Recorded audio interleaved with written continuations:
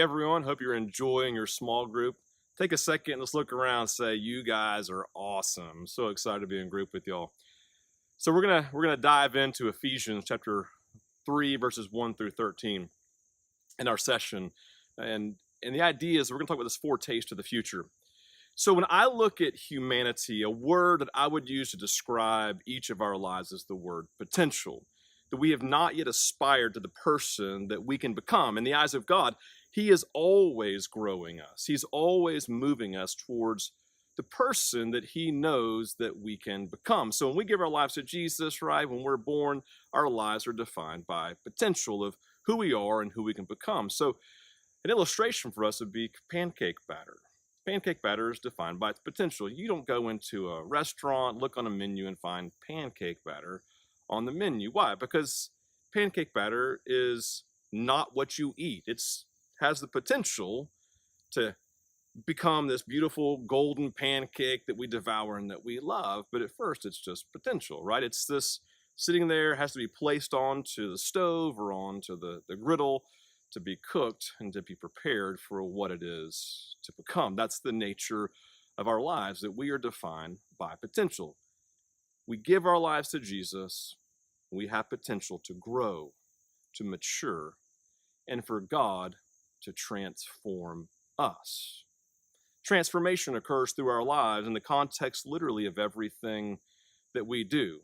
Like God can bring about transformation and all of our good things. So think of all the wins and all the successes you've had in life. And God can use those to transform you.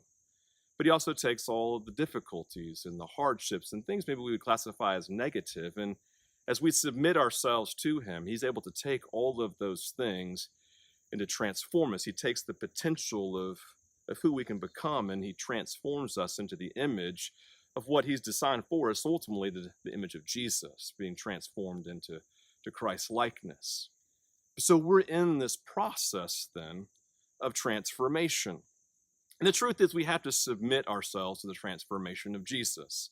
We must submit ourselves to His leadership. And the thing we have to begin to ask ourselves, even in our groups, are where are the areas that I need to submit myself to God's transformation? Because the idea is He wants to transform us through all of these things to produce the fruit of His Spirit: love and joy, peace, patience, kindness, goodness, gentleness, faithfulness, and self-control. He wants to transform us so that the gifts of His Spirit can be present, whether it's the gift of healing, the working of miracles, the gift of administration, evangelism, getting at all of these things that God has for us. He wants to place inside of us. He wants to transform us so they can be placed into our lives. But the beautiful thing about transformation is not just that God's transforming us from the potential of what we are to who we can become. It's not just about transformation for us individually, but it's about transformation so that God can use us to bring transformation to others. We see this honestly in verse 13 of Ephesians 3, where it says, "I ask you, therefore, not to be discouraged because of my sufferings for you, which are your glory."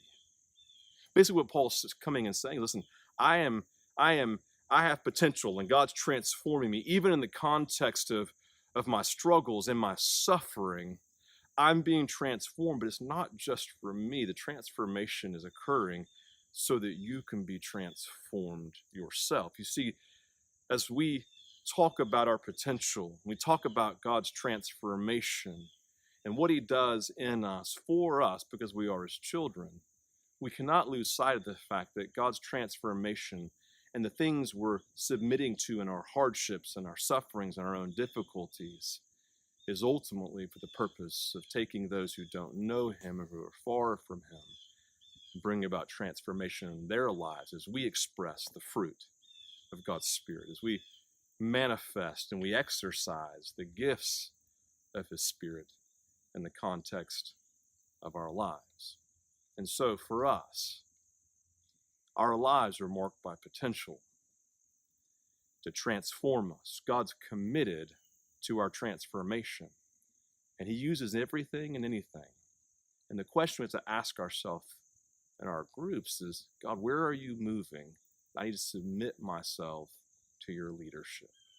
Where are the areas where I am unrealized potential and you're wanting to bring transformation, and I need to submit myself to you so that you can transform me, yes, for my own sake, for my own transformation, for my own maturity, and for my own growth, but recognizing this transformation occurs so that God can use us to bring transformation to others. Tonight, that's what we're going to focus on in our groups. I hope you enjoy it.